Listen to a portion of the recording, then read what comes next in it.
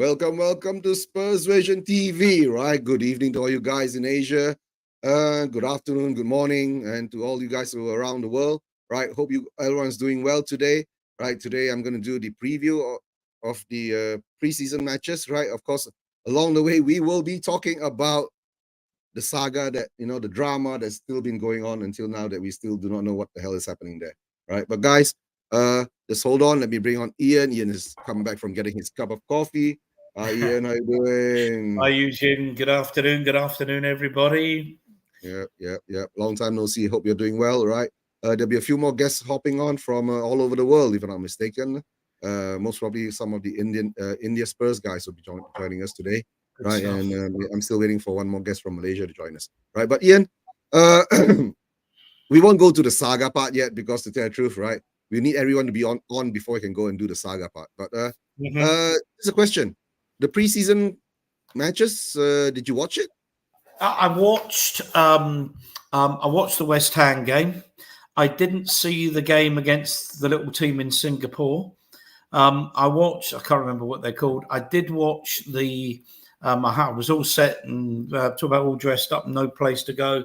Had the TV all set up for the abortive Leicester game in Thailand, and I watched the Barcelona game. So I've seen a bit. I've seen enough to be encouraged. If that's a help. That's true. To tell the truth, a lot of Spurs fans at the moment do feel encouraged because we are playing football, right? Yeah. The what call we are not sitting back anymore. We are more we're holding more possession, and Yeah. we are showing the attacking style. Yeah. The Tottenham way that we used to call it, right? When it was lost 3 or 4 years ago, at least the Tottenham way of playing football is back, right? Yeah. And of course, we watched it. I watched most of all the games, apart from the one that, like you said, the Leicester City game that we missed, right? Yeah. But West Ham game, how did you feel? I mean, you watched that game. Well, I mean, in terms of, you can think of it in an hour and a half, we probably created more chances and shots on goal than we'd done in 6 months under Conte. And I know we can argue about what Conte did and didn't do, but certainly the football. I don't think any Spurs supporter would argue that the football was anything other than appalling. So that was the first thing. The second thing, of course, was that the defence and the defending was woeful, and in so many ways that encapsulates everything about what's been wrong with the club over the last couple of years. And I think in a lot of respects, winning or losing friendly matches doesn't matter. If we whether we finish second in the league or 18th in the league, no one says, oh, it was all down to that friendly against West Ham at the beginning of the year, the beginning of pre-season. That doesn't matter. Was about the manager developing his style of play, and it's about the manager as well, most importantly, seeing the weaknesses as well as the strength of his team. And if nothing else, that would have shown him where the weaknesses lie. Somebody, I think, pointed out that of the goals we've conceded, most of them have come on that weakness on the right-hand side of defence. When you look at, for example, under, I know you want to talk about the West Ham game, but the game against Barcelona Porro was seriously at fault for that first goal. Just ball watching as he tends to do. I've got a view on Porro, but we'll maybe come back to that. The West Ham game, yeah, bad goals, losing 3 bad goals like that. But every time we got the ball in the West Ham half, we looked like we could score. On another day, we'd have won that game 7-1, 7-2, 7-3, whatever. As I say, but I was really, really, really encouraged about the attacking play. And I think that will only get better. We'll no doubt do a preview, but interestingly, when Ange won the league in his first season with Celtic, he lost 3 of his first 6 games, trying to develop that style and put the players in place that he wants. So, yeah, but yeah, you couldn't help but enjoy the attacking football we played. I was purring. That's nice. That's nice. Yeah, like what you're saying, right? The West Ham game, I did watch it too, right? We had 30 over shots on goal, not on target, but on goal, right? Mm. But they only had like 4 shots, you know, on goal And or on 3 goals. they got in. They put in 3 goals, right? Just let me say a big shout out to Wild Dead Wolf. Big up. Hi, how you doing? Right. So Mm. for me, it's the attacking I'm style. just Sure. I'm just Go going to ahead. move because there's breaking news all the time on my TV. So I'm going to swing round Yeah, so yeah. I can bring exclusive news as we speak, Eugene. Yeah. That's good. Good breaking news, right? Because at the moment now we're all Spurs fans, and we're waiting for some information to come over and to let us know what the hell is happening to our prolific striker Harry Kane. But we won't go there yet.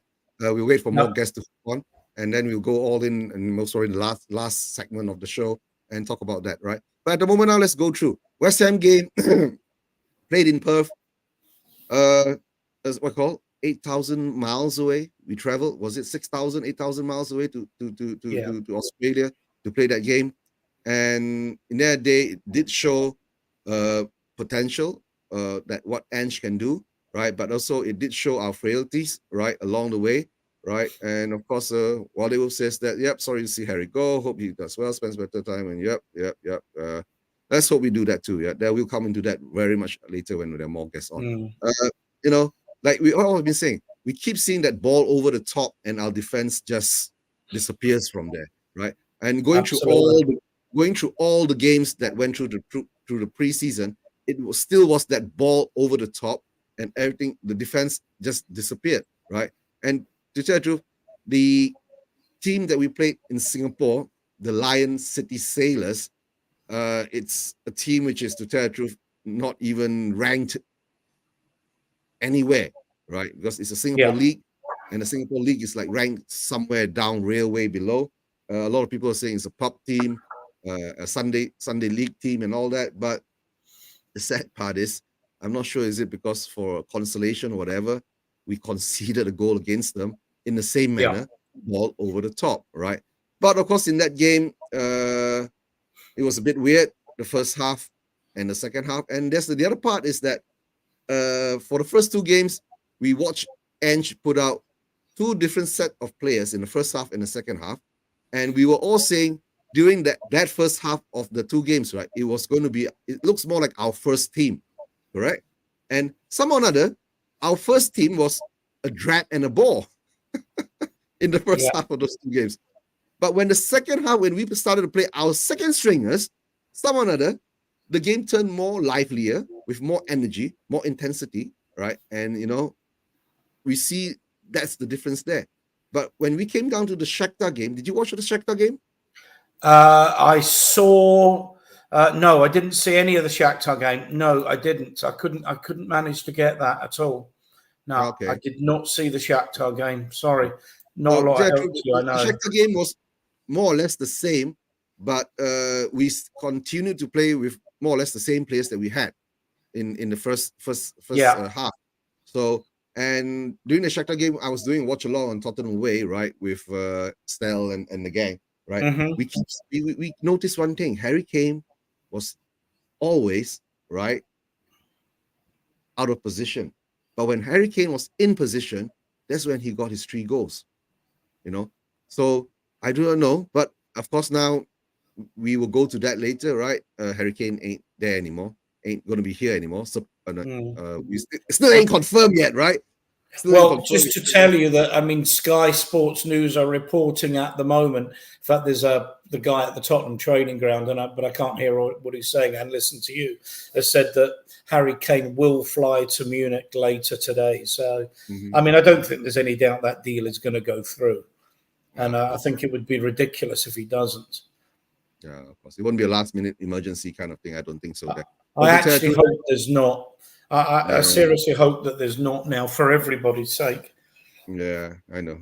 So do I, right? Because to tell the truth, on Twitter, I really called it out when last week when Bayern Munich put the ultimatum. I said this will be dragged on by Levy until this week, and it'll be settled on Friday.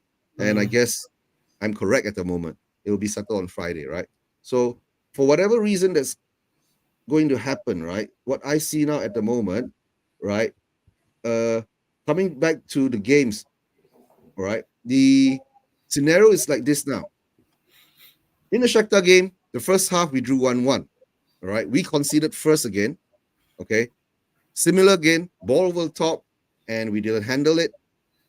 And we got a penalty, if I'm not mistaken, by Harry Kane, right? In the late into the first half. But in the second half, I think Ange must have gone in and gave them a piece of his mind, and the whole dynamic of the game changed, right? So of course, right, yep, get involved in the chat and hit the likes. Yes, thanks, Wolf. Right. So while this is happening, I do see Ange Ball has got its positives, right? Effect on our squad, on our team. But when we started, did you watch the Barca game? Yeah. The Barcelona game, somehow or another, I'm sure you will agree with me too, right? We did look, I call, positive in that game for at least up until the 70th minute, 75th minute. That's when fatigue kicked in, right? And that's when we started to take out players and we brought in more of second string players, right? Don't forget, I think we didn't even travel with our first string players to Barcelona, right? Romero was left behind. Who else was left behind? Romero, Madison, Kane was left behind, right? A lot of our first string players were left behind. I mean, most of our players were left behind. But somehow, like I say, this is the weird part, right? With our second string players, we tend to play a more dynamic style of football, right? And we gave it to Barcelona, correct? Yeah, I think in fairness, that second string one, you could argue that they're playing in a style that anyone can come in and just adapt to the game. I mean, a couple of positives from that were the performance of Ollie Skip. And the performance of Davinson Sanchez, who was, if you saw the game, was absolutely outstanding. With and without the ball. And I think, oh, God, I haven't said that about Sanchez for a while. And you'd say, well, I'd rather he stayed than Dyer stayed because I think he's got more natural ability. My issue with Sanchez has always been this failure to concentrate, where he'll play 80 really good minutes, and he'll have 10 minutes where his head seems to be, like somebody snorted cocaine or something, and his head's all over the place. And if someone could get rid of that out of his game, he actually could be a very, very good central defender. The other thing, in fairness, is the last 15 minutes, given how little time those players have had, and he played what he would consider to be his first team for much of the Shakhtar Donetsk game, where he didn't make that many changes. The team just simply, afternoon or evening, wherever you are, where he didn't make that many changes, and therefore the team that played against Barca was very much undercooked, and just, I think, ran out of legs the last 15 minutes, where they brought on fresh legs, good players with fresh legs. I mean,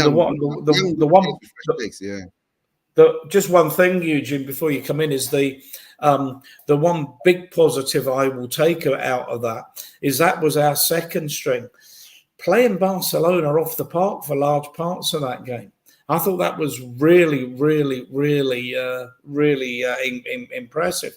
I mean, it's not going to be instant success. I mean, we're not going to be top of the league at the end of September, or if we are, I think we're all going to be pleasantly surprised. But I do think that this is a team that will improve quickly, and with the suggestion of the further signings to come, another central defender, another midfield player, and another striker, we could be in a pretty decent place.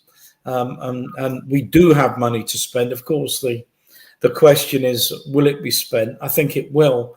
I think the important thing this time is that it's spent properly. And my gripe with Levy, big gripe with Levy, is that the money that's been invested has been invested so badly, and ultimately the buck stops with him, because no decision at Tottenham gets made without him turning around and saying, Yes. Mm-hmm. Yep, yep. Robbie, big up. Just give me a minute. I'll send you the link so you can hop on, Robbie. Right. What you say is very true, right, Ian? At the moment now, everything looks very what call. I mean, that there's potential there, right? Right. There's Yep. optimism for us to what call go forward, and of course to progress on what we have what call achieve at the moment, right? Through preseason and all that. But my question is that will, like what you were saying, right? Will we spend the money, right, in the proper method? That's the thing, you see. But as it goes now, while all this is happening, right? Like we all know that it's just the preseason, right? It's a way for Ange to actually gauge the fitness, the compatibility, right, the ability of the players that he has around him now to actually play his system. Because Ange has always says that he plays his system, right, and it's all about the system. So in the end of the day, the players that are there will be able to adapt to it. But my fear is that maybe our preseason friendly games weren't that well coordinated. It didn't give our players enough challenges to bring up the speed, the stamina, and to maintain that intensity for 90 minutes. And my Yep. big worry, yeah, and my big worry now, right? IFAB has come up with this rule that all of the wasted time in the game, right, will have to be added back on, right, in each and every game. So now you're looking at games, right, that will extend to the 100-minute mark, you know. And So more. and more and more. So and it will come up to was it during the World Cup, right? Mm.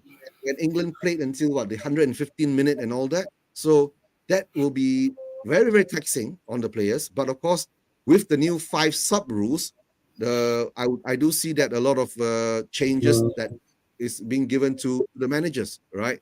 And Yep. just bring on another guest, right? Dr. Ramlan, right? Dr. Ramlan, meet Ian. I'm sure you met Ian before, right, Doctor? I think I have. Hello. Yes, Right, yes, yeah, right, yes, yes. yeah, And just let just me read out this message. yeah. Big up to Jason Bell. When we signed Paul Ange, I decided to go and wait and the halfway point of the season to judge anything. Yep. But still had some expectations. Now that Harry's gone, I'm gonna have to lower them. That's true. Yep, Yeah. yep. Harry's gone. Right. They have Oh, more guests joining in. Hey Robbie. Hi, Eugene. Hello, Ian Ramon. How are you doing? Good to meet some of Okay, you. Ian. I'm sure you met Ian before, and I don't I'm believe not I sure what. have. I I don't don't think we believe. have either, Eugene.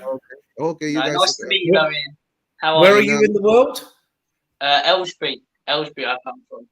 In England. Aylesbury. In yeah. England, yes. So Buckinghamshire. Okay. The posh part. Okay. Anyone that's from Buckinghamshire, Eugene, yeah, they're Yeah, either no, very rich or they have a very rich daddy. Yeah. yeah. Yes. And I'm not sure you met Dr. Ramlan before, right? Next to you, I don't believe Robbie. so. Yeah. I don't believe Hello, so. Dr. Ramlan's hello. from Hello. By Malaysia. the way, Very Yeah. nice to meet you. Yeah. yeah. So Same. today's show more basically because I started off with Ian here, right? We were talking about the preseason games on whole, right? We've seen. I'm sure most of us have seen most of the games. I'm not sure, Doc. Were you able to get to watch any of the games? Oh, you were in Singapore to watch the Land City game. I was.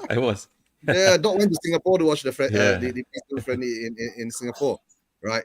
But we were saying that and let's come to the Barcelona game because Barcelona game was the most previous game that passed, right? And we started with more or less our second stringers again. And I was telling Ian, right? Somehow or another is a weird thing that Spurs have now, right? When we played our first stringers in the previous few preseason friendlies, they were like lethargic, not creative enough, and nothing much happened. But somehow or another, whenever our second stringers came out, right, something else, the intensity was there, the energy was there, they were more creative, more chances were created. I'll come to Doctor first. What were your thoughts, sir? Did you watch the Vasa game, Doc? I watched the highlights. Okay. Okay.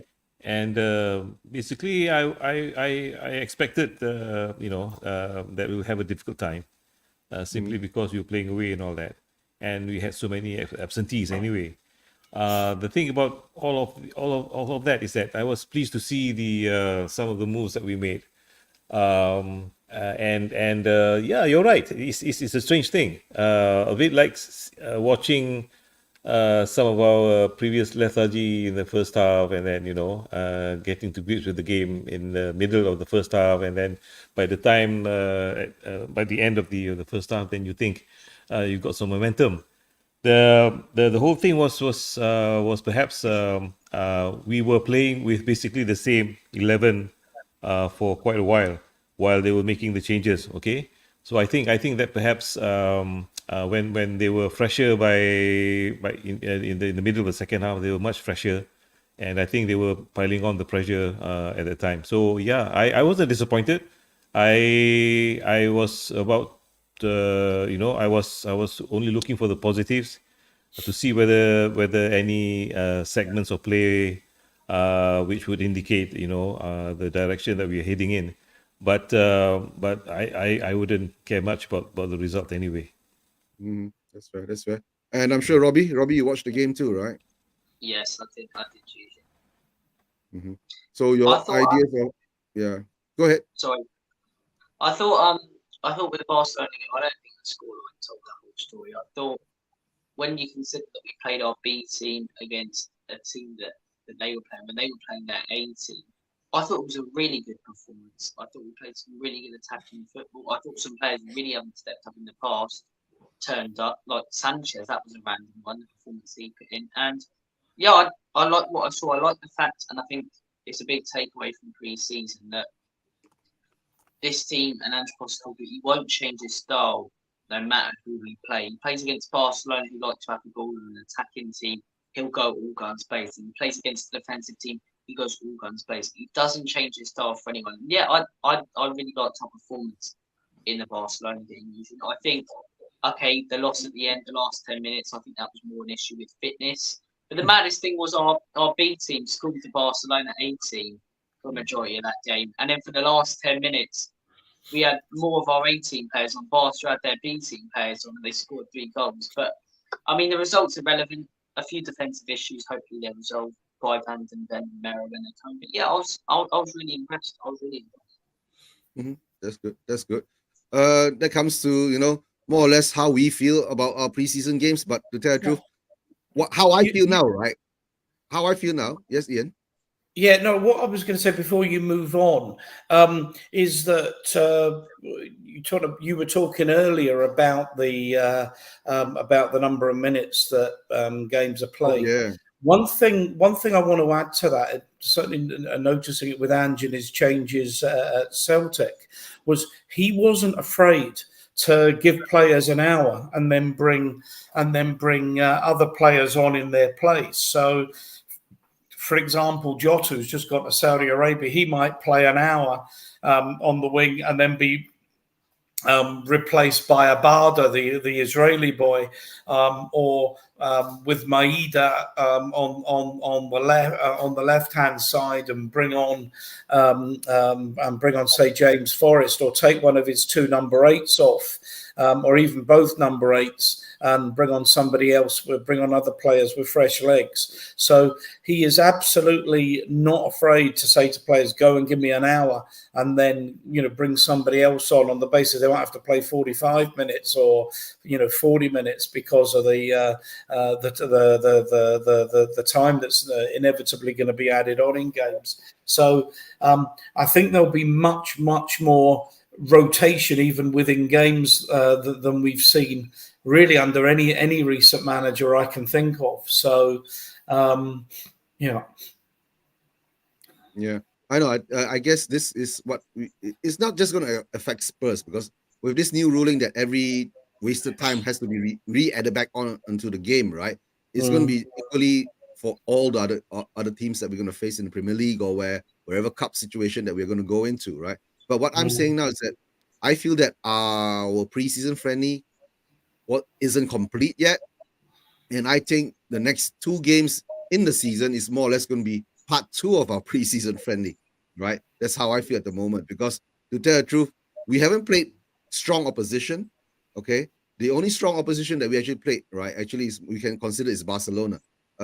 Apart maybe West Ham away all the way in Australia, right? But when you're coming back to the end of your preseason, right? You should be playing stronger and stronger teams, right, to build up your stamina, your form, and your ability, your ability. But the thing is that we have just played very mediocre teams along the way, and I feel that has not actually given us a real gauge of what our squad is able or unable to do. And my big fear now when we're moving, don't forget, guys, the Premier League is starting today. Yeah. Right? The Premier League is starting today, and we're playing on Sunday, right? So that will most probably we'll talk about the Brentford game a bit, but before we go to that, let me just get to Wild Dead Wolves' question, right? Who's going to come in, right? And same problem as West Ham team, right? And we have money. The West Ham team says no money. We have money, and prices are going to be high. That means, I guess what he's trying to say is that since Harry Kane is supposed to be sold, right? What West Ham did with selling Declan Rice, and West Ham hasn't even bought a player until I think about 2 days ago when they signed Harry Maguire, and there's one guy from Mexico, Alvarez, as a midfielder, right? And of course they're looking at James Ward-Prowse, right, in the midfield too, right? But we have signed players early, right? But now it's the saying that okay, why don't we just slip into this scenario now? Is that let's get to the Harry Kane story.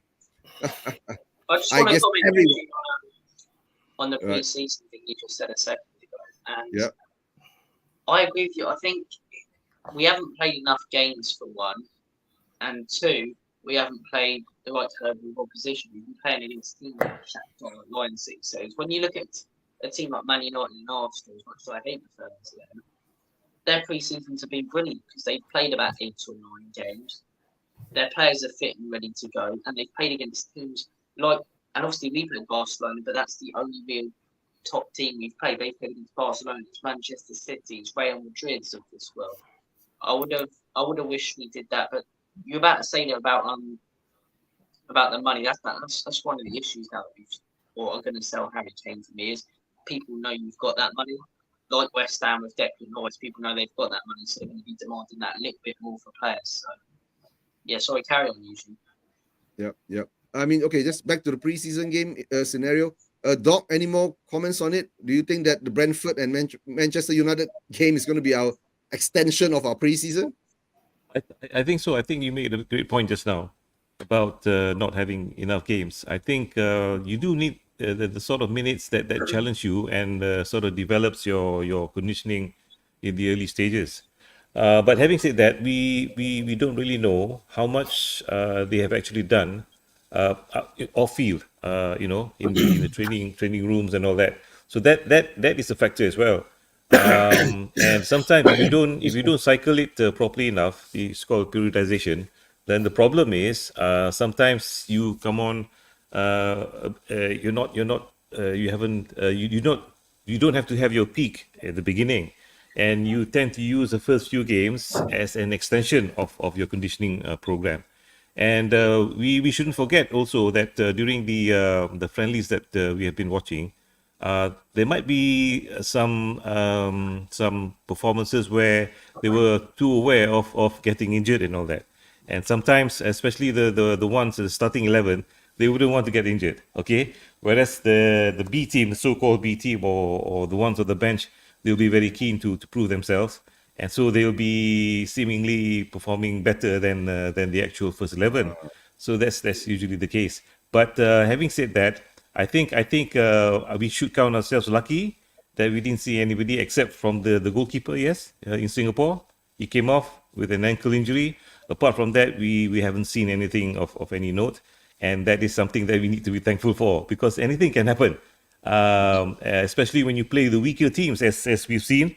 The weaker teams sometimes they try to overachieve a bit, and then they come in with tackles and all that. So I was always sort of biting my own my own lip when I see some tackles flying in the early stages of the match in Singapore, because they were really up for it. They want to show that they're just as good footballers as this bunch, this team, this big team from the UK.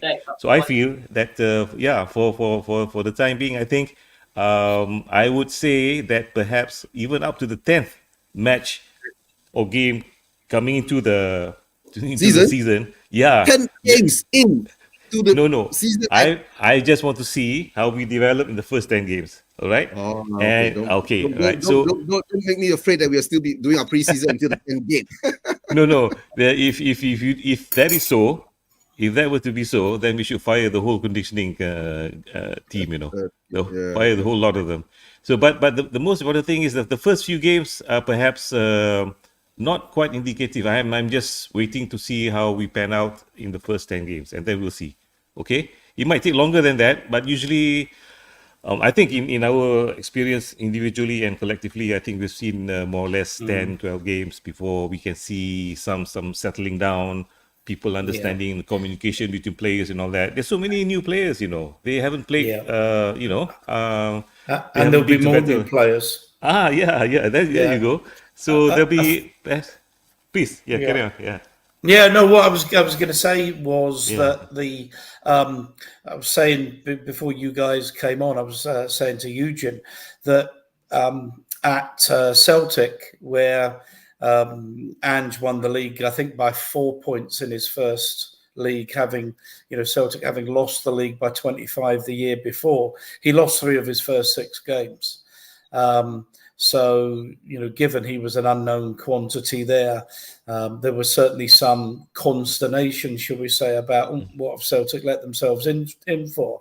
And I think you're absolutely right that this it will take time for the players to bed in. It will take time for them to adapt without Kane, because let's face it, he has been the main man and the talisman, the goal scorer up front for the last 10 years.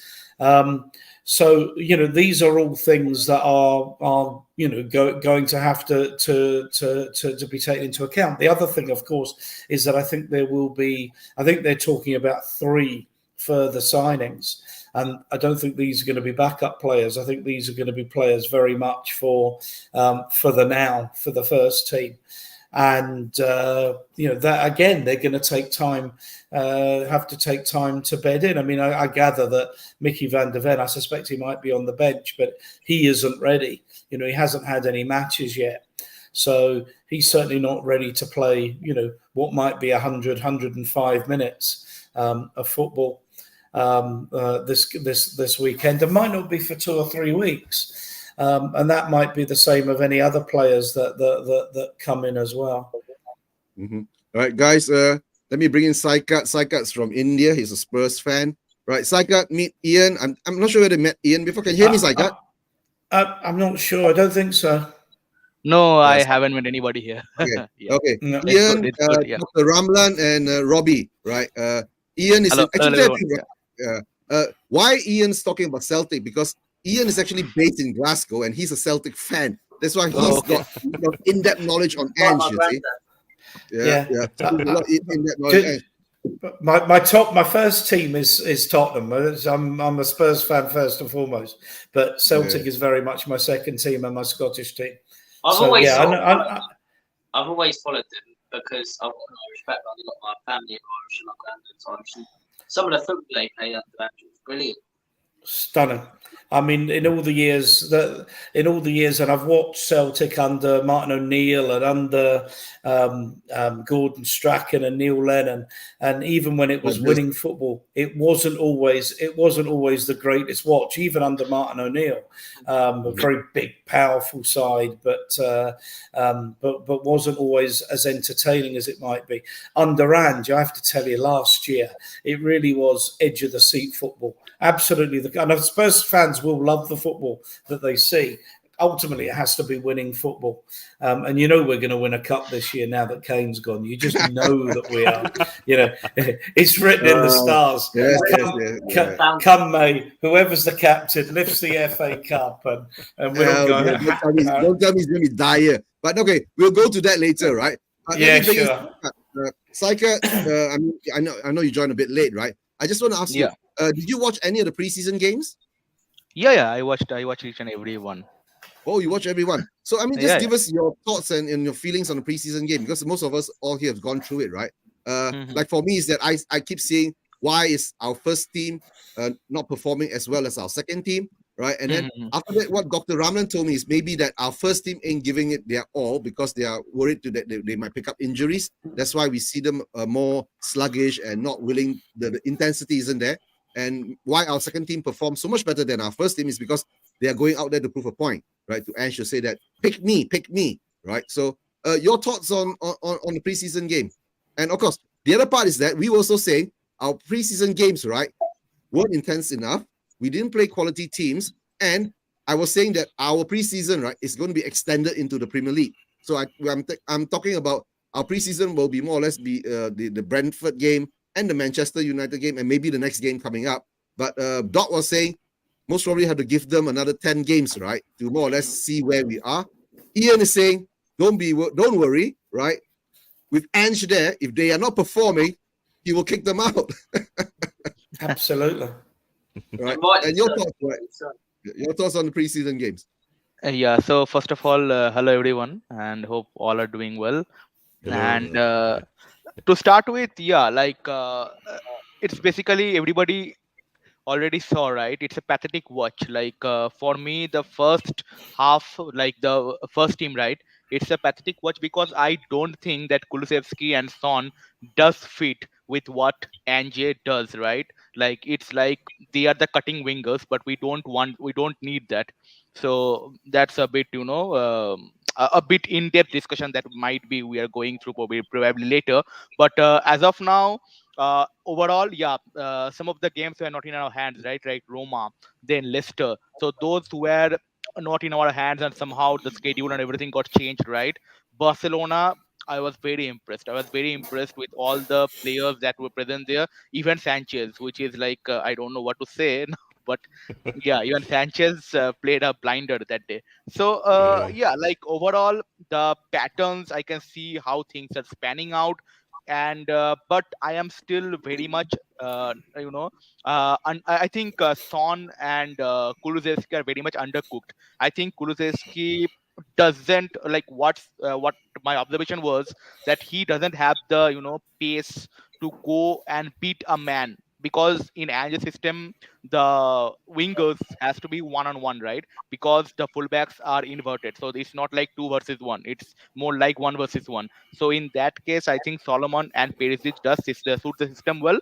Kulusevski has that skill, but the problem is he can't beat a person with his pace, and it's very like it's all just one dimensional, cutting into the left foot and then do something with the ball or anything, right? So it's a bit I know like and Son, the probably we can say that first game he missed, and then second game I think was ruled out. Third game probably basically he is one game way shorter in our very much hampered preseason, we can say so, right? So overall in that aspect I think Son is better suited through the middle, but yeah, time will decide whatever is going through in that perspective. And but overall things are quite good. And yeah, what's happening with Kane, keeping that aside, I think Lo Celso is a emerging player for us. It's like a new signing as of now. Hopefully stays fit. And overall, by on playing standards, I can see some patterns mainly in Barcelona and Shakhtar game. But rest of the other games are basically fitness and getting to know more about the players than players getting or showing what Ange is all about.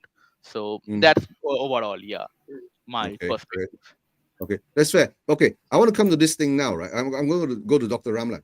It's a very simple thing.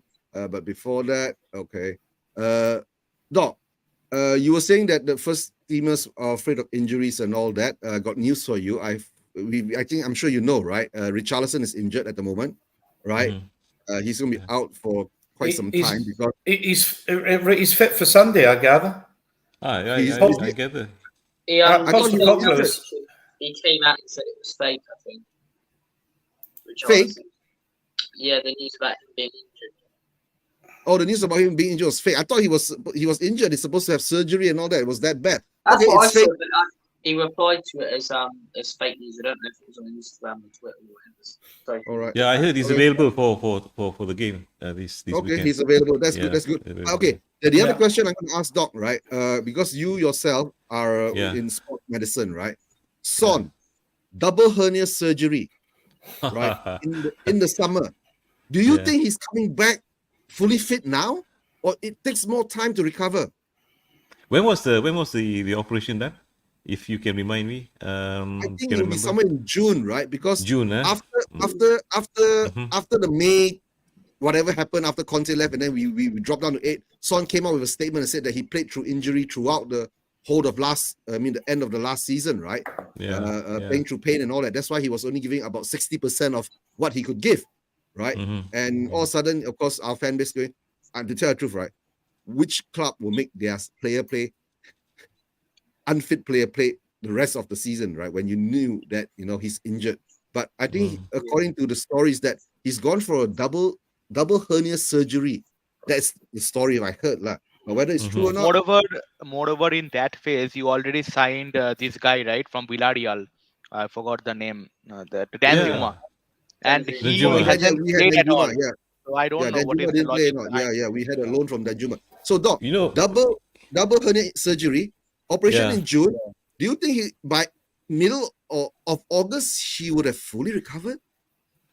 in the first place, a hernia is a protrusion of the contents of your abdomen because there's a gap caused by a tear in the muscles, in the abdominal muscles. Okay, so if you repair the hernia, you'd be looking at 5 to 8 weeks, and you'll be okay, right?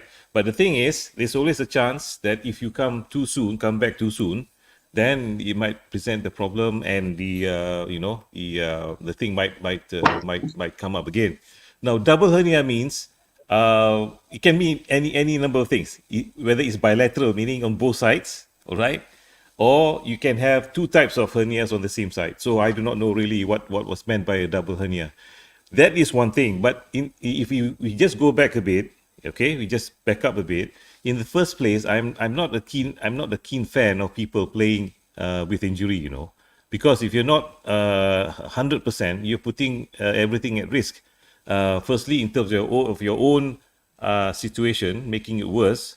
And if you are really in need of surgery, it is perhaps better to be really good and give somebody else a chance, to do better when he's 100%. Because your 60% and all that may not be as good as somebody else's 100%. So that in a way is something that I'm sure you would have, if it had been noticed or noted by the medical team, it would have been a joint decision, and it's not a decision only from the player himself. Because to me, it's unprofessional to be playing with an injury like that and compromising not only your own situation, making it worse, and also risking, your team's overall performance. But the thing is that my question is that is he? I mean, let's say he had it in June, and now it's August. Let's say that Should be means it's more fine. or less, he Yeah, should be it should fine. be fine. Yeah, 6 to 8 weeks, it should be fine. Yeah, should So be at least fine. he should be fine. Yeah. But will he be able to give 100%? But you see, the medical recovery is fine, okay. But the conditioning is another matter, right? The fitness work and all that. Yes, leading up, he would have lost a bit of time when other people would have started earlier and getting more volume and intensity building up. He would be slightly behind. And if you look at his play in the recent friendlies, he was a bit tentative. He wasn't. Yeah, Spot very on. tentative. Yeah, that's it. So he's not his usual self, that's for sure. So I think he will be the one who would benefit most from those 10 games that we're going to watch. Yeah. Right? Oh yeah, Yeah. yeah. But the thing is that would Ange play him? We don't even know, right? Because at the moment now we do Can have I- replacement. This thing about what Saikat was telling just now about the sort of wingers that this is our new manager is playing. Basically, you need wingers who are crossing, right? Not wingers who are cutting in and then shooting, on the opposite foot or something like what both Son and Kulusevski do. You would think that perhaps Perisic and Solomon would be the one who are more suitable for that sort of situation. Yeah. And There's a just question yeah, just hold question on. there. Sorry. Jason You're, Bell says, right, it takes yeah, time psychologically too, right, to get over the injury. Oh yeah, Okay, yeah, yeah, and yeah, not to push yeah. himself until he's fully fit. That's That's good. absolutely That's true. good. Yeah, That's yeah, absolutely that's true. good. That's Yes, good. Yeah, correct. but Yes. okay.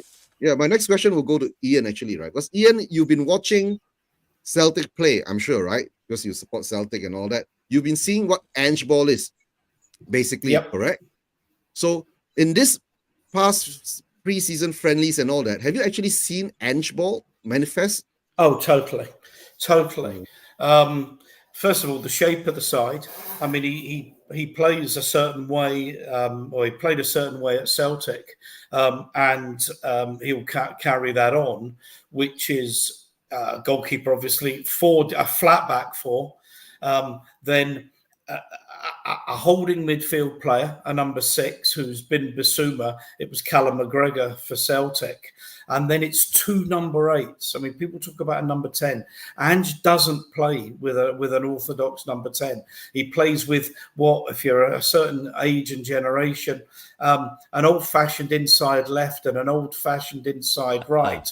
Then he plays two wingers, certainly 2 wide forwards, and then a centre forward. So in terms of the 2 wide players, comments before about Kulusevski, and I'm inclined to agree with that. I've got a couple of quotes here. Can I read these? Because stuff that's sure, go come ahead. through. Okay. One, right. First of all, sorry. Let me just pull up the right one. Postecoglou on Perisic and his future at the club. He's been playing and playing very well. I followed his career for a long time. He's an absolute professional, the way he looks after himself, and he's had a really strong pre-season in games and training. So he does have a future with me and the club. Now, I think that's quite important because, of course, he was brought by the guru Conte to play as a wing back, and to be honest with you, he was a massive disappointment, and he has been there this season and played very, very well. And I think the important thing is we've got options, because if Sonny isn't fit, then he's got Solomon, who can take on a player cut both ways, and he's got Perisic, both of whom have got a bit of pace and a bit of nous about them. The other thing in the question there about Richarlison cost 60 million.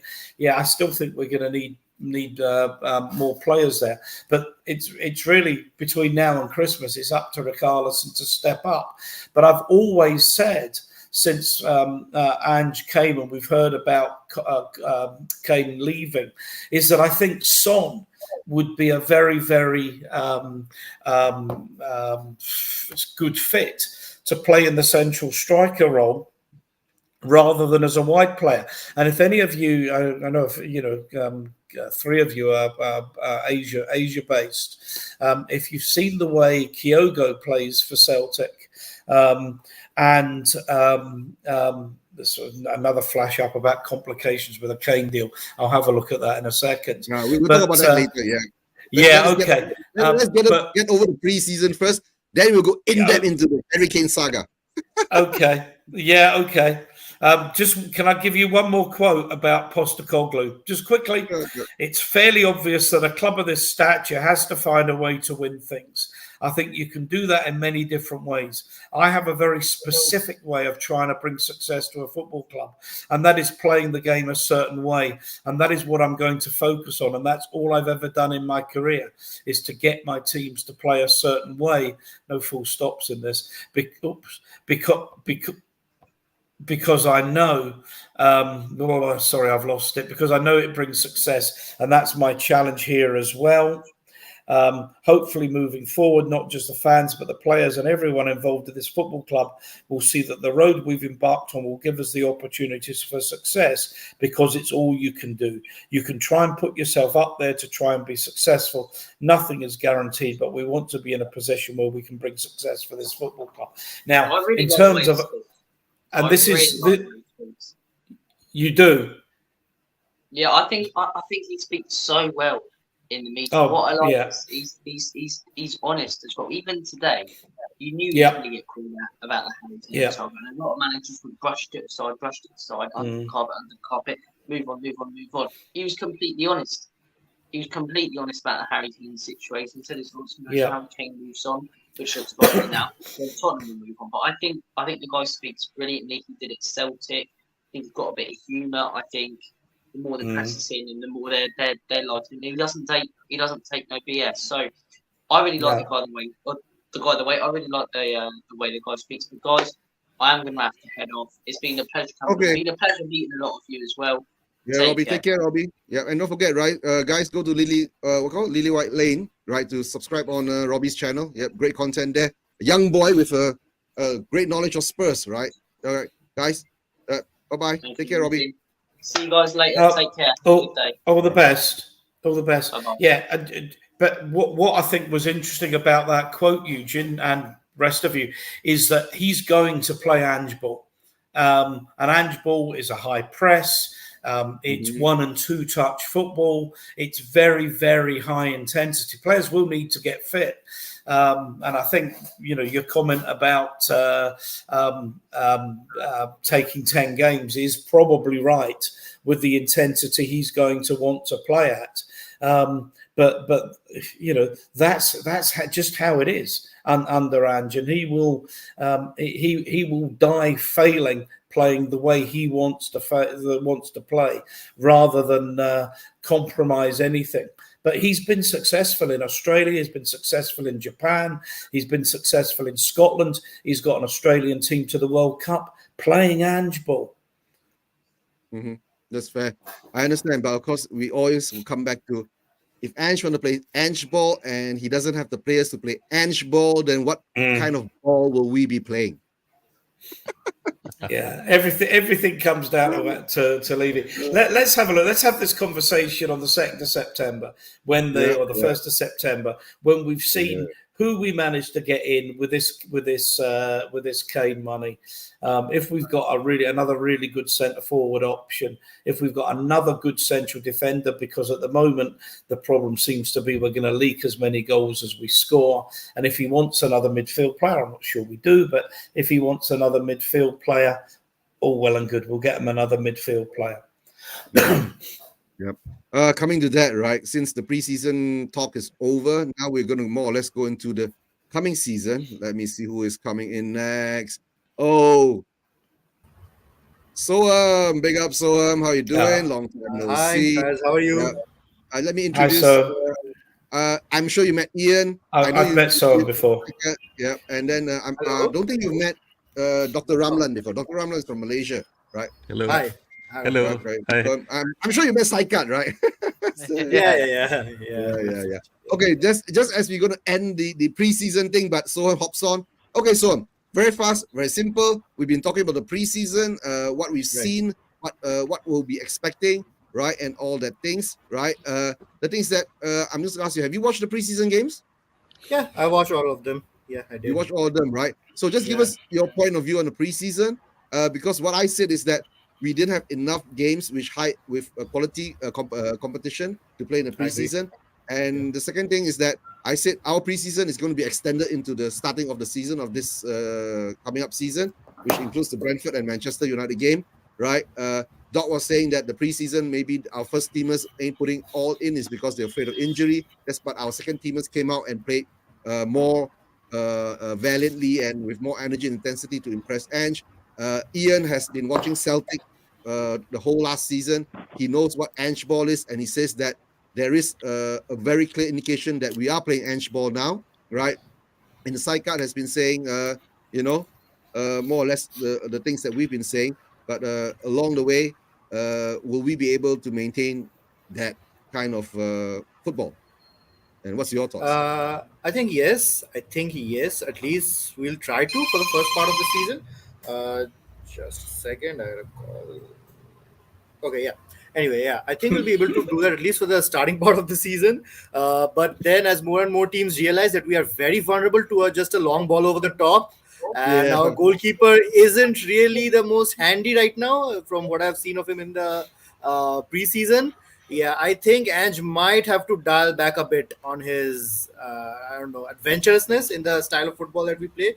I hope he doesn't. Because, I mean, Other than the last 10 minutes and the first 10 minutes against Barcelona, the 70 minutes in the middle, that was some of the best football I've seen Tottenham play in a long, long time.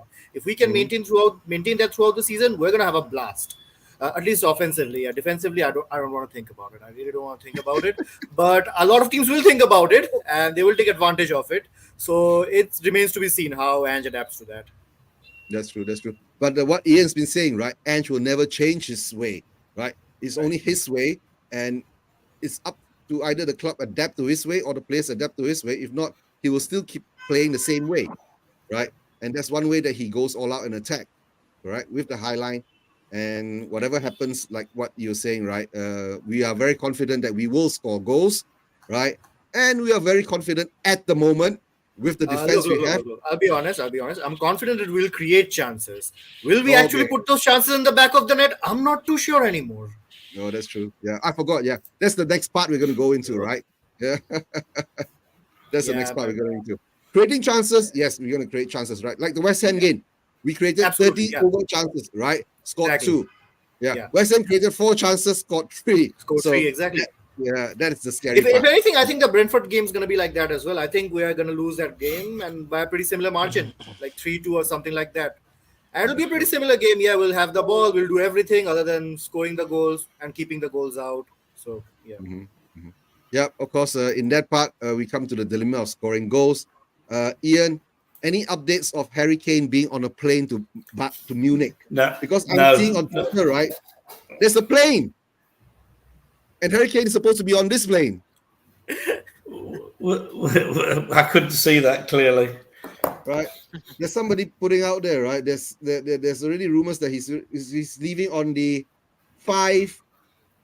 No, flight. it's like there is a private plane arrived at Standard. This one. I don't think he's going on. I don't think he's going on Ryanair. No, it's a private plane. Let's have a look. Somebody sent a private plane, right? Just landed. Supposed to be landing at 6:25 in London. Yeah. To pick up Harry Kane to leave maybe at 8 p.m. Just get this done with, man. Like he is going. There is. Yeah. We know he's going. So let's get to the Harry Kane saga, right? It's very simple. My point of view for Harry Kane saga is, to tell the truth, I'm bored of it because number one, this story was created 2 years ago, right? Big up, Tony. Big up. Thanks for support. Hope you're well. Yep, we had a great show yesterday, right? Had a great late night show yesterday. I did a show with some guys. He supports West Ham. I had to bring him on one day, right, to talk to Keshaf. I know you guys know who Keshaf is. The other West Ham supporter from Malaysia, right? Yeah. But the thing is that I already said 2 years ago, he already said he wanted to leave, right? Wasn't allowed to leave, or maybe not say he wasn't allowed to leave. Maybe MCT didn't come in with the bid that Levy wanted. So he didn't leave. And he's been here with us for the past extra 1 year or so. And now we've reached this juncture in his football career, right? Where after going past Mourinho, Nuno, and Ange, right? I think he deserves to go where he wants to go or needs to go, right? But the sad part is that this summer transfer window, it's been a drama, a prolonged drama of Bayern Munich coming in, right? And Daniel Levy ignoring Bayern Munich, right? And Bayern Munich putting out stories and Daniel Levy dragging it on, right? I'm sure, why couldn't just Daniel Levy in June tell Bayern Munich, right? I want £100 million for Harry Kane, settle it, and it's done. If not, don't drag it out, right? Until the last 3 days of the season, before the season starts, and then accept the deal. And now the worst part, after accepting the deal, he turns around, the club turns around and says, right, Harry, the ball is in your court, right? And the drama continues. Harry doesn't come out and says that, I will take the deal. I'm not sure he said anything at all, but the media and the speculation out there is starting to say that he is not taking the deal. And while that narrative is being played into public, the rest of the world, the fandom of Spurs, right, has gone crazy. It's broken the Spurs fan base into so many little factions where he should stay and sign a contract. He should stay, and we don't mind him staying, but leaving on a free next season. If he doesn't stay, right? He already agreed terms with Bayern Munich, and if he doesn't honor it, right? He's a man without credibility, right? And there are a lot worse words called upon him, right? Which have turned this whole thing into a massive, sorry to say the word, shit show, right? Massive shit show. It has been And a shit now- show. Yeah. And now the worst part, right?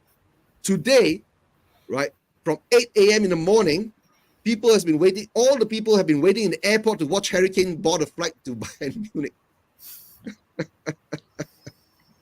And he still hasn't, right, Ian? Any news? Yeah, I gather he's not on a plane yet. I'm trying to follow it. I actually just looked at flight radar to see if I could pick up anything on a private jet flying from Stansted to Munich, and there's nothing.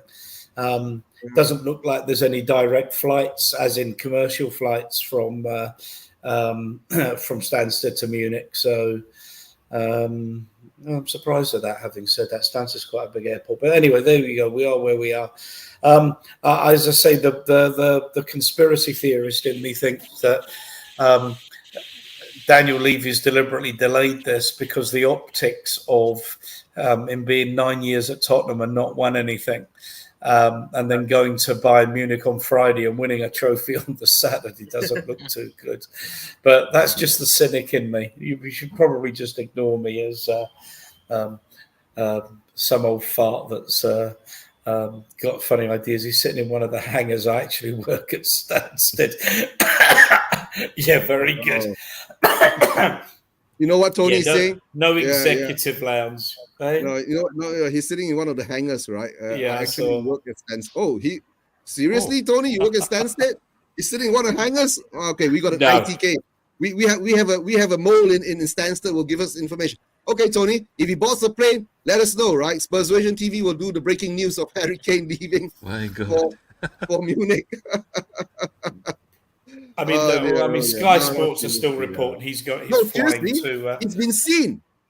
Yeah. Really? No, he's been seen. Yeah. Okay.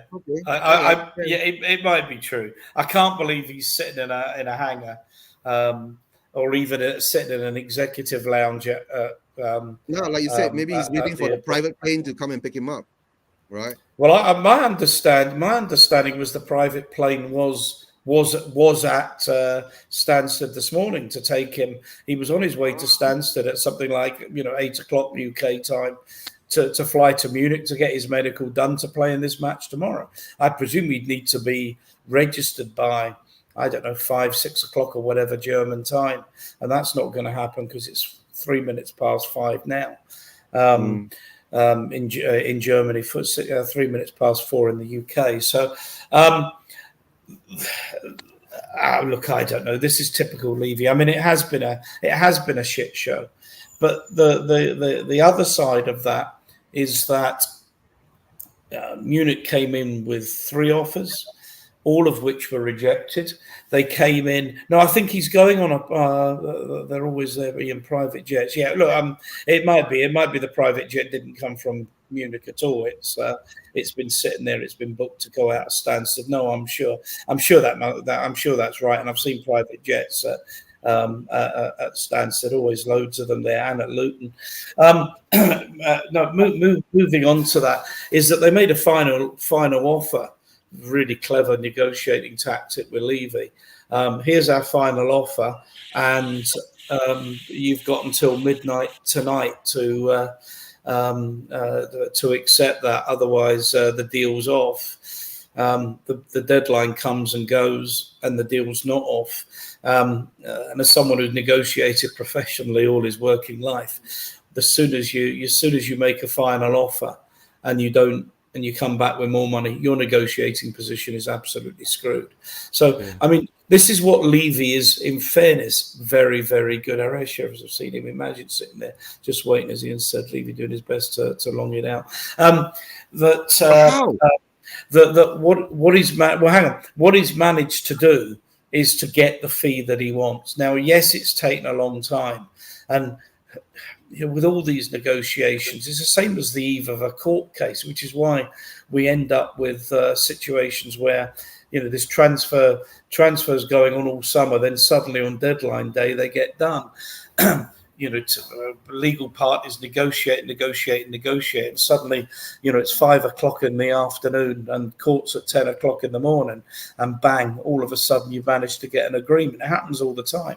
But yes, it would have been better if this had been done 3 weeks ago. Particularly if Bayern had come in and said, we'll give you £100 million, but we want that deal done in 24 hours. Levy would have been in a position, I think, where he probably would have accepted it. But negotiations never go like that. And of course, there are people, I've seen it on social media, that any stick to beat Levy with will do. Similarly, if he'd have sold him at the last minute on deadline day, like he did with Berbatov, no time to get in a replacement, that would properly have been a stick to beat him with. If he'd have let him run the contract down and left for free, and maybe he'd even go to Chelsea next year, he'd have been berated for that. And in my view, rightly. Once Harry Kane said he's not prepared to sign an extended contract, then for me this was absolutely about selling Kane this window and getting the maximum fee. And Levy, in fairness to him, has done that. The bit that I worry about, and so far this window we've done okay, is that money will be spent properly. Tottenham on tours. Right, okay. Go on. Someone else comment. That's fine. Tell me one thing. Like as you told, like if said Levy already knows, he made up his mind that we are going to accept, say 185 anything. So I don't understand this thing that if you go for a Tapsoba or say apart from striker, any player, let's say Madison, then why not show that Kane is still a part of this club? Get him, attract him, get the deal done. And also now the price will be inflated because everybody knows that we have sold Kane. We got £100 million in our bank. So I don't think it's a good tactic from Levy. Just give a brand that okay, Kane is present in our club. We got like Kane, Son, and all those because we don't have world class players anymore in our team. Previously, we used to have 3-4 like Vardonge, Alderweireld, Loris. Now we don't have anyone, say, except apart from Son, probably. But that's also it's a point to argue, right? Like some accept it, some deny it. So why don't use Kane as a tactic? Go for it. Get those players like Tapsoba or anybody, like say Douglas Luiz or anybody, and form the team and then sell Kane. He's playing preseason. He's playing everything, and now he is going. I don't understand the tactics at all. And also regarding the preseason, that he probably we will be seeing a amalgamation of these two teams, right? Because Ange is playing two separate teams on both halves. So I think probably Emerson will start at the right back, left back will be Odoji, and then these two probably Davies and Romero. But Davies and Romero is completely dysfunctional. I would rather have Sanchez over Davies because at least Sanchez will put and play his heart out and put himself in the market. So at least we can go through for these 3-4 games, get the best out of him because Davies, all the goals in the preseason came from the left hand side of Reguilon Davies. So I don't know, but it's very bad tactic from Levy that came into my mind. Why not brand Kane? Yeah. Can I say something? Go ahead, Doc. I think Saika touched a very important point just now about, you see, the thing is, as this thing drags on, you come to a point. There must have been an optimum point during which you get the proper balance between negotiation tactic, okay, and the ability to provide opportunity for the players who will be staying, to play those friendlies, develop some confidence and some teamwork and all that. As long as when you extend Kane's stay beyond the point where you know he was going to leave, but that you extend his stay to for whatever business reason there might have been. I do not know. I'm not a businessman, but you compromise on the ability of those players who were staying back. You could have given Richarlison more time playing centre forward. You could have tried Son as a centre forward. Whatever it was that could have come as a way of preparing for his departure. Already we saw Lloris not being on the tour anyway, and he's still with the club. Yes, he's not gone yet. He's still with us. So I'm baffled, because sometimes I would have thought if this was a medical procedure, the patient would have died, because no, yeah, the patient would have died because at the end, and not only died, the body will be lost in the mortuary. Nobody can find the body, all right? And then you can't bury the body for days or weeks or something like that. This is such a, what was the term used? Shit show. And this smells of really rank and rancid, stuff. But this is the thing that we must always think about. People talking about, Harry has brought in 100 million pounds. Okay, all well and fine, but this whole preseason has been a bit of unrealized program, as far as I'm concerned, because you have not been able to give everybody a proper run out, all because you keep having the guy there hanging on to increase his value or whatever it was. So there you go. Okay, hold on. Before we go on, breaking news, right, from Spurs Vision TV. I'm not sure whether this, Tony, is true or not. If it's true, right? So Kane is taking off from Stansted at 4:50 p.m. UK time, right? And he's told Ian, keep an eye on the tracker. All right. We'll have to stay on, won't we now? I've told Tony, right? I'll try to find it, and I'm at home right now. Okay, he'll get us the flight number. Then we can track it right, all the way from Spurs Vision TV all the way to Munich. And of course, we have Indian Guna. Big up Indian Guna. First time here. Thanks for joining us, right? He's got a question for Spurs fans. Why are you Spurs fans so agitated when you have won nothing with Kane, right? Neither win anything without him. Nobody forced you to support Spurs. I know it's a long and sad story. That's why. We know. Yeah. No, yeah. You know what? You know the term you have in Malaysia for this sort of talk. It's called menangguk di air yang keruh. That means you're drinking from very muddy waters. When there's muddy waters, you come and drink from the muddy waters. That's very good behavior. Thank you very much. Okay, all right. And Soham, your thoughts on Harry Kane saga? I think I'll actually probably in the minority when I say this. I think Levy did the most of the shitty situation that he could.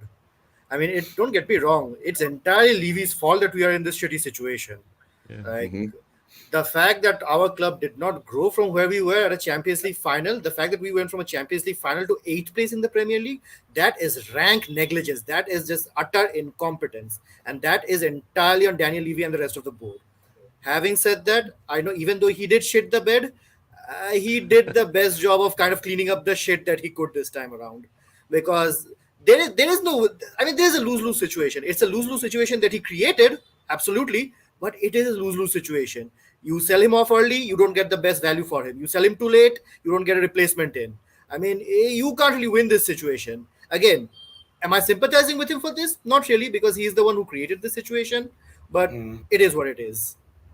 I mean, we are at a point with Levy, Eugene, and you're the biggest exponent of this. That whatever Levy does is you're going to criticise him, and there is a breed of Tottenham supporters, and you are one that will criticise Levy. Now he cannot do right for doing wrong, so I'm very much of the opinion that it is a shit show. It's always I think it's a fantastic piece of business for a 30-year-old in the last year of his contract. It's a phenomenal piece of business. Yeah, but the thing is, Ian, right? Why couldn't he just have told Bayern Munich 6 weeks ago, right? I want 100 million pounds with add-ons, right, and get that deal done then.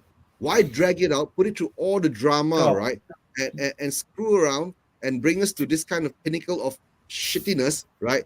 Where our fans have gone, some have actually gone to depression, some have gone into delusion, some have gone into, I don't It know took what you them want this long to get into depression.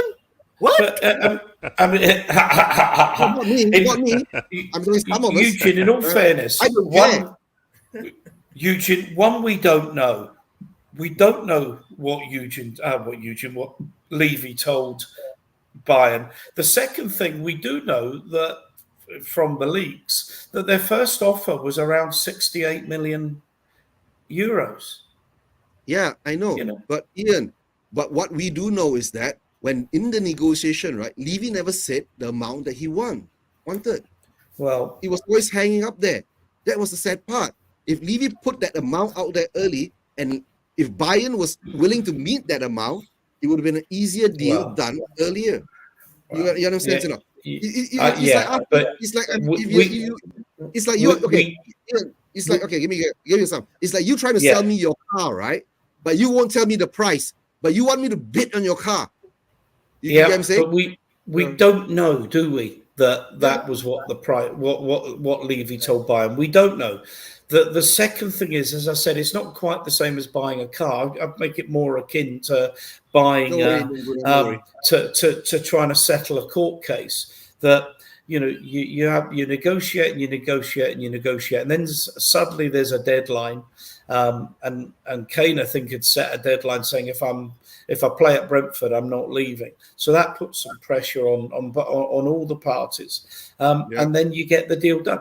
As I say, if you'd have done the deal 6 weeks ago at £70 million, people would have said it wasn't enough. I mean, at the end of the day, it is what it is. It is what it is. And Levy, we know Levy isn't the easiest negotiator in the world. And then my next question is, right, the club comes out to say that he's allowed to leave, right? And then on Sunday morning, why hasn't he left yet? And now we got news from Tony. Tony says that, right, he works at Stansted, and now So Kane is going to leave at 4:50 p.m. UK time. So that means by the time what maybe Ian says is correct, his conspiracy theory could be correct, is because Levy doesn't want Kane to win his first trophy within 24 hours of leaving Tottenham Hotspur. That could be it. Could be. Because you're talking 4:50 UK time is ahead by 1 hour or behind 1 hour? No, this Plattenberg already mentioned, right, just now, probably an hour back, that Kane is on his way to Munich now. Medical today, contract until 27. So it's done, probably. He is leaving. Yeah. Where'd you get that from? This pretty goal. This person is there, no? This Florian Plattenberg. Florian Plattenberg. But is he trusted? Can he be trusted? Right? Yeah, he is trusted. Like, I mean, at this point, now just let it he go. hasn't At this got point, anything just to lose, let it right? go. Yeah. So. But the thing is that right? But the thing is that like what Tony was saying, right? He's been seen in Stansted Airport hanging around in the hangars, waiting to go. But tell me one thing. I got one question for all of you. Like, Ange already mentioned, right, in his press conference today, that I already was starting to plan out without Harry Kane, and everything was planned out. So it's nothing like hit me by a lightning or something has struck me, right? Today, I know everything was happening. I knew it beforehand. Then why is he playing him and focusing all the play through him? If he knows everything, then at least give him the less opportunity, right? And give Richarlison the opportunity, or probably anyone, Dan Scarlett, the opportunity. If he knows, then it's basically a contradictory point. Or probably we never know. Maybe Levy might told him that just portray that he will be our main man in our next upcoming season and play him. But this is a complete utter mess. That because we still don't know what is his first team and who will be what field will be fielding against Brentford. So what's your point of view on this? Okay, it's very can I- simple. Go ahead, Doc, because I know you're going to leave soon. You better make your point. This thing, thanks, Eugene. The thing is, in the first place, it's like it's so contrasting between Lloris and Kane. Yes, Loris said, you don't want me, I'm leaving or whatever it was, so I'm staying back and I'm trying to find a new club. Now, with Kane, with the thing dragging on, and following or together in the traveling party to the Far East and all that, this when you have Kane going to Singapore, Thailand, Perth, and all that, you would want to see Kane, right? And in some measure, it feels, and of course, in hindsight, it is now feeling very much like a farewell, right? The last time that you're going to see in Spurs colours, for the time being, whatever it is. So there is some value in that for people. And I myself in Singapore, I got everybody's signature, and the part in the middle, to the right is Kane, to the left is Son. So it's a precious moment for fans to be able to see him play, for the foreseeable future, at least the last time in the Spurs shirt. And so that you have to weigh against that. And I agree with you. As that's the point I just made, some minutes ago about depriving other players of the chance to have more minutes, if you are preparing that way. But you do have to respect the commercial concerns of the club as well, and all that, and to see of a loyal servant of the club. So basically, Doc, you're saying just Harry Kane went on the Asian tour, was part of a con job, right? So all the Asian fans will spend more money, right, to get his signature. Well, no, not quite that. It's just a farewell of sorts, right? And then a farewell for the Asian fans to see Harry Kane one more time in a Spurs shirt, right? Yeah. And most probably, I think your Harry Kane signature on that Spurs shirt will be worth a lot of money sooner or later. Maybe we can auction it off for charity. Who knows? One of these days. Or probably to bring Capsova in, something of that sort. Yeah. That's true. But Doc, of course, any more last words from you before you make your move? But Yeah, before that, yes. I want your lineup prediction and your score prediction for the Brentford match. Right. Well, I can. I'm hoping to see how Richarlison copes as a striker up top, and actually I want to see, of course, Son and Kulusevski will start, but I would also like to see how in due course whether later on the other matches, but at least give some minutes to see how Solomon starts on the left, and I think Porro is, being a poor defender, should be better. He's better off as the right winger, and if that's how it's going to pan out. And the middle three would be, of course, Madison, Bissouma, and I'm favouring Matassa, because I saw them play, and Matassa has a lot of the attributes of the much maligned Ndombele, because he is basically somebody, he's more productive and he keeps it simple. He has the same skill set and all that. And of course, you have Romero, Romero, and then I don't know who's going to be partnering Romero on the left. Just now, who made the point just now about not wishing to see Davies playing on the left? Oh yeah, Saikat, yeah, on the left. Yeah, I can sympathize with you. And Sanchez did play a blinder, right? In the Barcelona match. So let's give him a chance. So who knows? He might be out there trying to impress in the shop window. So we'll give him a go. And of course, the goalkeeper is a goalkeeper. I would like to see Royal and Udogi, start as the fullbacks. So there you go. And I would like to see a 3-0 win if I can. Oh, yeah, 3-0 win. Why not? We are Spurs fans. We're eternal optimists. Yeah, so people asking why are we suffering so much? Because we're eternal optimists. We always look towards the next day. The sun will shine tomorrow. There you go. Good night, everybody. And it's been nice chatting with you. Good night. Okay. I'll catch you another day. We'll do lunch again, right, Doc? Okay, we do. There you go. All right. Bye-bye. All right. Good night. Right. Okay. Breaking news, right? Coming from Tony, right? from Stansted Airport. He's not there, but he's found information, right? That there are two flights going to what's that called? Oberpfaffenhofen, whatever that is. I think that's the airport name in Germany, right? Oberpfaffenhofen. Whoa. Ober, yeah, MVI 555 and MBI 559, right? It could be them. It's at Harrods Aviation, right? And what Tony's saying, 33 more minutes away from Munich. So let's see what happens, right? Yeah. Breaking news coming from Spurs Vision TV. Thank you, Tony. Thank you so much, right? Thank you so much. While we're waiting for Kane to land, maybe we'll do a 24-hour stream from this. Yeah. But no. Right. And of course, is it a private jet waiting? Or not it. Well, let me see what Tony answers this. Yeah. I mean, when the plane lands, right, distance from the airport to Bayern is about 33 minutes away. Oh, when the plane lands. I'm not sure. Has the plane taken off yet? That's the question. Yeah. That's the question. Yeah. And, wow, that Wolf is talking German, right? Whatever that is. Okay, big up. You got to translate that for us, right? They were at Harrods Aviation at 10:25 this morning, and he's just left. We do not know. Maybe just left a couple hours ago, right? My gosh, the passengers. Okay. If you could get us the passenger list, that would be even better. You can get that done, right? But okay, coming to that, right? We've come to this part where I guess maybe what Saikat says is true. What Pletigo has said that Kane is already in the air. He'll be touching down soon at the airport, and it'll take a 33 minutes drive from the airport to Bayern Munich Stadium.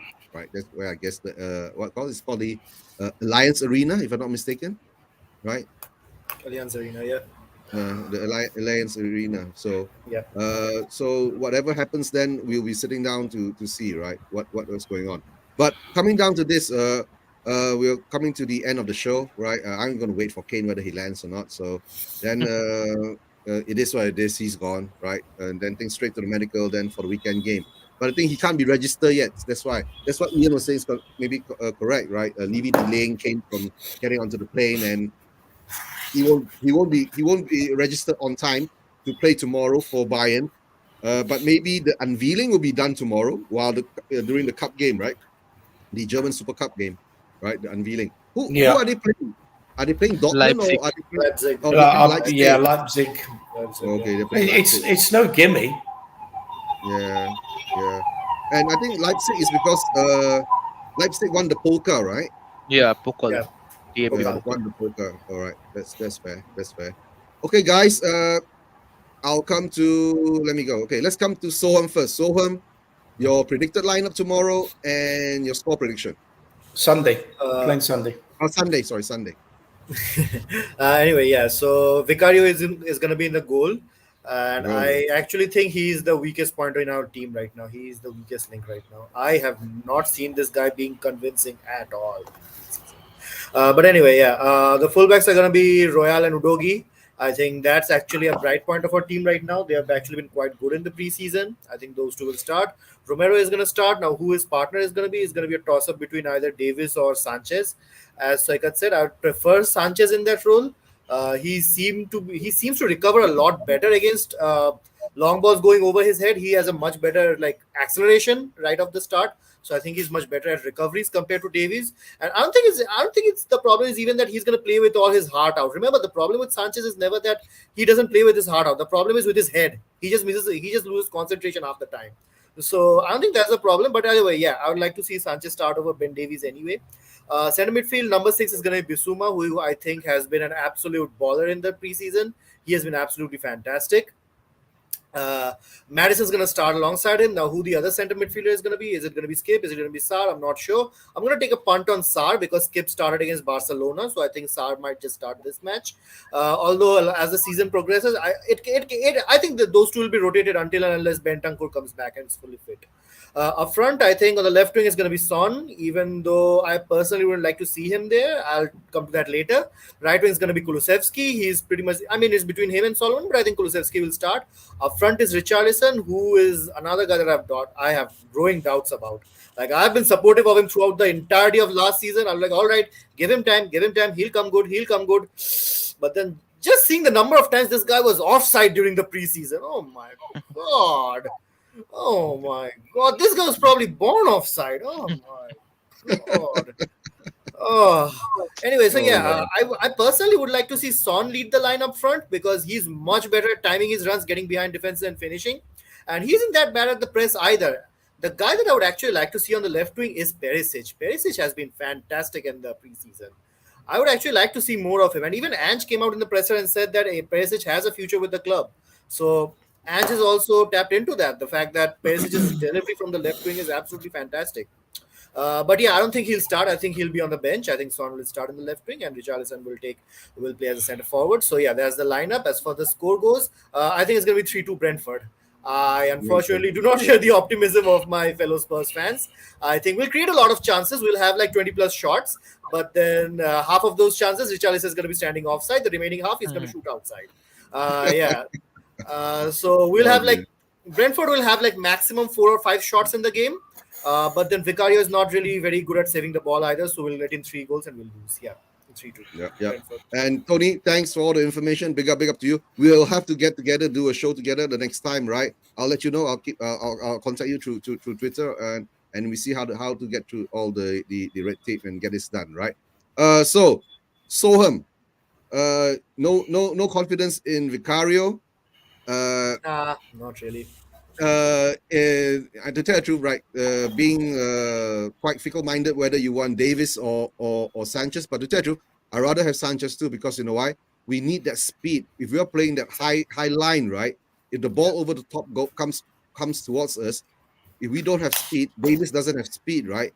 And you know when you get Romero running back like that, right? He will make a reckless tackle, and when Romero makes a reckless tackle, it's one tackle, not a red card. Two tackles become a yellow card. Yep, Then the fourth tackle, he'll get a second yellow card, and bye-bye. That's it. my fear.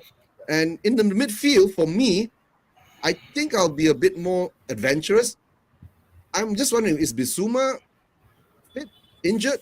If he's fit, I'll play him as if Bissouma is fit, I'll play Bissouma, and I'll take the 2 8s, right? I'll take Lo Celso and Madison as the 2 8s. Play let Lo Celso and Madison. And of course, when you come to the striker, the front three, right? Yeah, it's a toss between whether Richarlison plays on the left and Son in the center. But I think that will be interchangeable, Richarlison and Son back and forth, right? And at the moment now, I like a lot of people are saying, right? They do have this skepticism about Decky playing on the right because whatever he doesn't show too much on the right for us at the moment, right? Maybe Solomon might have a shout out at it, right? But hopefully we'll find out on Sunday.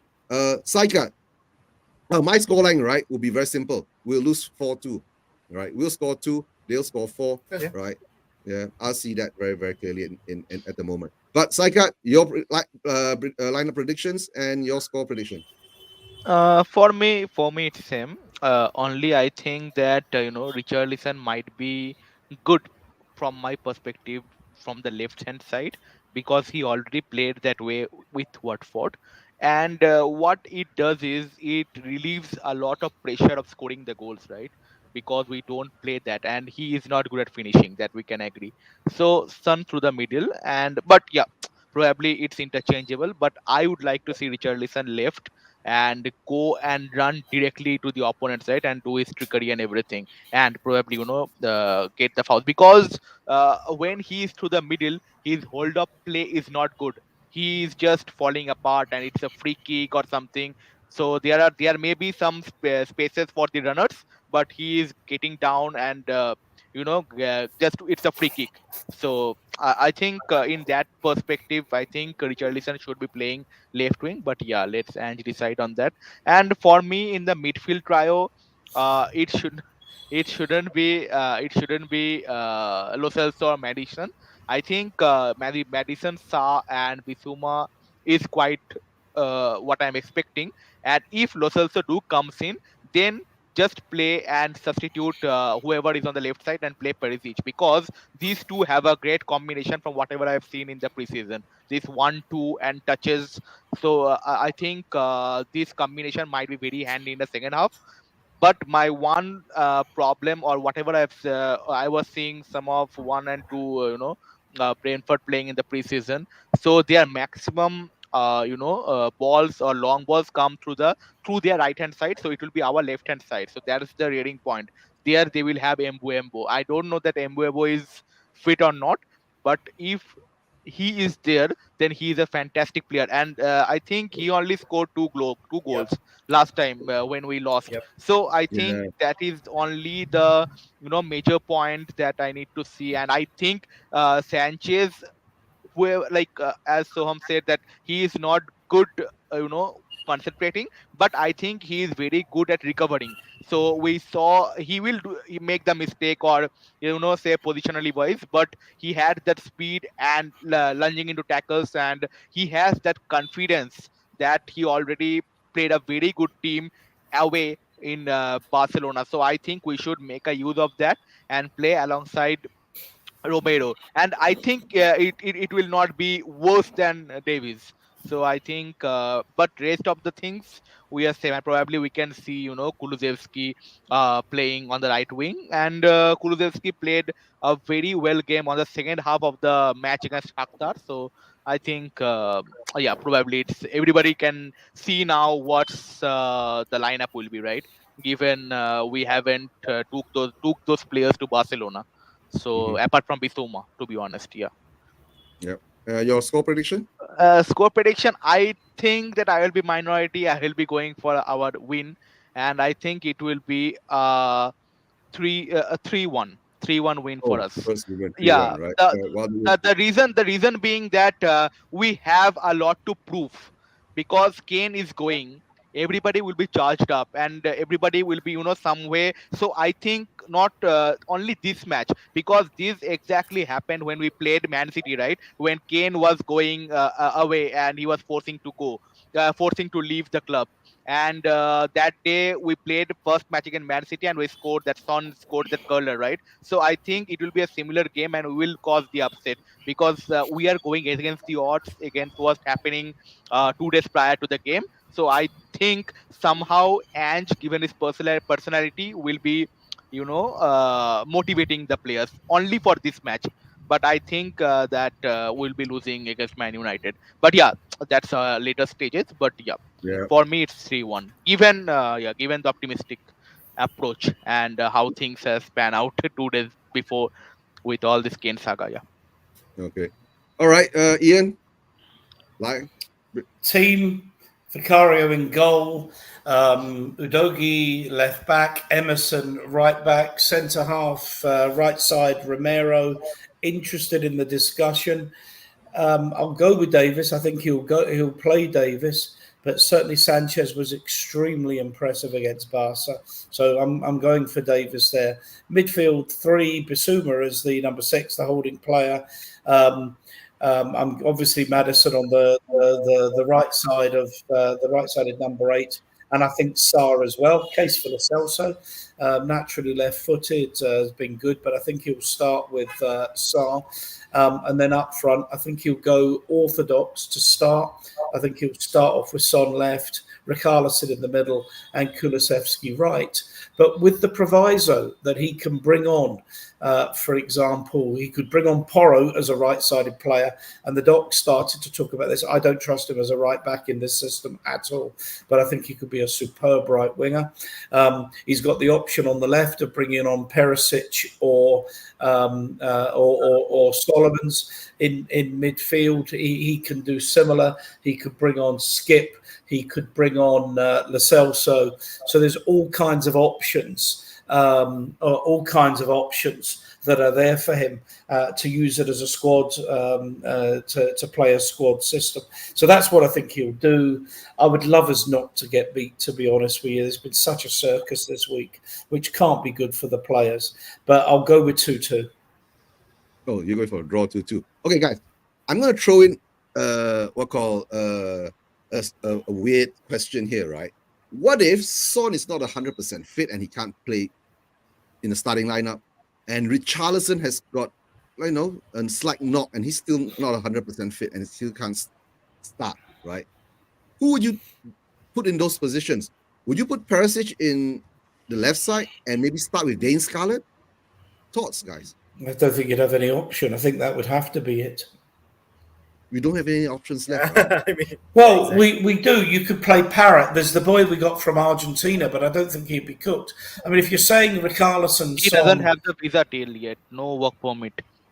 Yeah. so Willis doesn't have his work permit yet. Big up Chris Akamba. Big up. Thanks for being on. Thanks for being hi, on. Chris. Yeah. Yeah. Oh yes, and Belize doesn't even has his work permit yet, right? Oh, Yeah. And the other question is, right, like, okay, Ian, you says, right, if that happens, right, we don't have a choice. We will have to start with Scarlett and Perisic, right, in that position. Oh, Solomon on the left. Or Solomon on the left. Okay, fair. Okay. What about the With defense those line? with those three central defenders, because Brentford will play 3-5-2, right, or 3-4-3. So three against Dane Scarlett. It's a no match. It's like we will be losing it up front without playing a Hmm? single minute. Hmm? It's But what about impossible. what Saika, what if Perisic and what called Solomon or Deki pulls out the other defenders? They are physically not strong, basically. Like Perisic, if he plays, he can't give more than 60 minutes. That's the thing. Yeah, And yeah, that's true. Solomon, I think he will get bullied because physically he is not that type of scratcher. So he has to be, with someone, say Richarlison or Son, who is good holding up the ball, so that once he gets this ball, this striker, he can feed it to him, and then he can do his trickery. But if like if there are three players and we have three, like left wing, striker, and right wing, then marking 1v1, I don't think that he will get the chance. Like he will be, winning over whoever he will be facing. So I don't think it will be, I think we will lose if that is the case. Okay, right. Then okay, then there's the other question, right? Instead of having Davis or Sanchez in that center of defense, right? The captain. No, I'm not even going to say who's going to be captain. Right? I'm not even saying who's going to This be captain. guy, Dyer, No, is, no, you have no, no. seen I'm his just saying. Instagram posts. It's No, like I'm not all going to say who's captain captain. I'm related. going to I say don't this. know what's going on there. Instead of playing Davis or Sanchez next to Romero, what Yeah. about VDV? I Did you think guys think Ange VDV? I think Ange came out in the presser and said that his conditioning is not really ideal for 90 minutes or Okay, like 90 minutes yet. Yeah, right. so Fair. Fair. he's not gonna start. I just Being forgot about VDV because Yeah, you I'm forgot so about VDV, traumatized. right? So Yeah. traumatized. So traumatized about Kane I itself. look at Eric Dyer and the first quotation that comes into my mind is that line from Two and a Half Men. He's like herpes. Once you get him for life. You're not getting rid of him. 2.5 piece. And all these Instagram Oh, posts, so right? Like is Good captaincy related with God. captain Yeah, armband. I saw that. I Have don't know some shame, what's man. going on. and yeah, and isn't that scary, right? He becomes the captain in the Barcelona game, right? And then you imagine, right, the Brentford game, That he goal starts against and Fatih, that Fatih scored, right? Yeah, he What just was he let doing? Fatih run through. yeah, I know. He just watches the play runs by him, right? So I don't know. Yeah. Shambles, But no, shambles. Ian, I was asking Soham and Saika, if we don't pick Sanchez or Davis as the partner for Romero, right? What about VDV? Saika says he's even forgotten about VDV. Yeah, I don't think he's cooked yet. I mean, I just went for a comfort stop. But when you look at the options, it seems to me that I heard that the name Eric Dyer come up. I think Eric Dyer, may be gone. I think he's going to find his playing time very limited. In fact, the way Sanchez played against Barcelona, I know it's only one game, but you realise he's a far, far superior footballer to Eric Dyer. You're saying Eric Davis. Stell is calling Ben Dyer.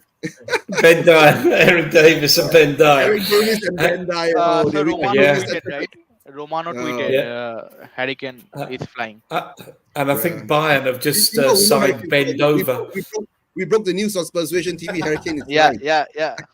4-year contract. That too, 4-year contract. So is he not going for this Alan Shearer record, or how this is panning out?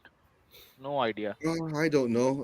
That scenario most probably will come back. So that's done. Ian, That's done. yeah, So yeah. it's That scenario we're coming back to when maybe he's won 2 trebles with Bayern Munich, and then maybe in his third year he feels bored, right? And then on the last year of his contract, somebody from the Premier League will buy him for 50 million pounds, and he'll come back to the Premier League. And Bayern, to be fair, the players, whoever goes there, the physique that they have or that they build, it's, I don't know, like it's like steroids. It's supreme. Steroids. Like this Davies and they were like multiple, right? Goretzka and all those, like before and after a year, right? Those comparisons. I don't know what they feed in, but Lewandowski even, I think his Yeah, conditioning will yeah. be much better than this bullshit, Mhm. this sports scientist team of Mm. ours. Yeah. Complete And shambles. Ian, you want to say something? Yeah. Just the Sun. Breaking news from the Sun. Harry The Kane Sun. finally sets off for Germany in private jet for the transfer. He's finally taken off. La da da. A plane did come in from Munich. It's been sitting on the tarmac waiting, but apparently he's now on his way. So, as I say, Tony was I correct. just want the circus to be over. So Tony was correct, right? 4:15. Yeah. Take off time. Yeah, I think so. Pretty Yeah, well. Tony. Yeah. Yeah. So breaking news from Spurs Vision TV, right? We monitored Kane from Stansted Airport. Breaking news. Yeah. Breaking World news, exclusive World from exclusive, Eugene. right? Yeah. Yeah. No, from the Spurs Vision TV group, right? Oh dear. But guys, I guess there. Did I get your score prediction? Yep. Ian? Yep. Okay. Yeah, 2-2, right? Draw. Ian said 2-2. Yeah, Ian said 2-2. So, guys, Yeah. thanks for being on. And, of course, thank you to Doc, too. Right. And let me go through the chats. Thanks to Dead Wolf. Right. He's been here all the time. Right. Chris Agamba. Big up to Chris Agamba. And I've got a big shout out to Tony. And, guys, if you haven't subscribed, right, please go and subscribe to Early Doors Football. Right. He's the West Ham fan. Right. I'll try to bring him on and match him up with Keshaf. Right. Let's see what those two get up to. Right. We got two West Ham fans on Spurs Vision. And let's see what they can get up to. Right. And, of course, who else do we have? Of course, we have Indian Guna. Big up to Indian Guna too, right? Thanks for being on. Thank you, right? And who else? Ivaman. Ivaman was here too. I hope you got the breaking news exclusive from Spurs Vision TV when we broke that Harry Kane was waiting in the hangar in Stansted, waiting to lift off. Right? And of course, Jason Bell. Right? Big up to Jason Bell, right? Tell the people, right? Spurs Vision TV broke the breaking news for Harry Kane leaving. And of course, Robbie, he was here on earlier too. Big up to Robbie. Right. Thanks, guys. I'll be doing a show most probably either Monday or Tuesday again after the match, right? And let's see whether if any of you guys are free, you want to hop on, let me know, right? Just to, let's see how shitty we are or how wonderful football we're going to play and we're going to win the league. Oh, we are all delusional. Spurs fan. But it's been a good show, right? And as always, leave Come you on, out. Spurs. Come on, you Spurs. Leave you out.